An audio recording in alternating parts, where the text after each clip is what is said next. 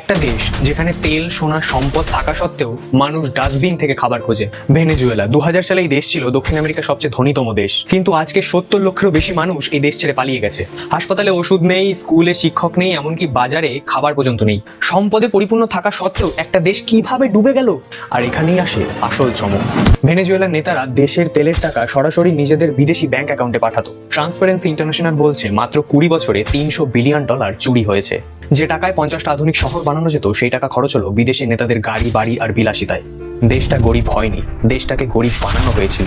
কিন্তু পৃথিবীতে এমন একটা দেশ আছে যারা এই সমস্যা থেকে বের হয়ে এসেছে, ডেনমার্ক, যেখানে সরকারি প্রতিটি টাকার হিসাব সাধারণ মানুষ বাড়িতে বসে অনলাইনেই দেখতে পায়। নেতারা কোথায় কত খরচ করলেন সমস্ত কিছু পাবলিক। ফলস্বরূপ ডেনমার্ক আজকে পৃথিবীর সবচেয়ে সুখী দেশগুলোর মধ্যে একটি। কোনো দেশ সম্পদের জন্য ধনী হয় না, দেশ আসলে ধনী হয় তার সৎ মানুষের জন্য। এরকম আরো সত্যি গল্প জানতে হলে অবশ্যই সাবস্ক্রাইব করো।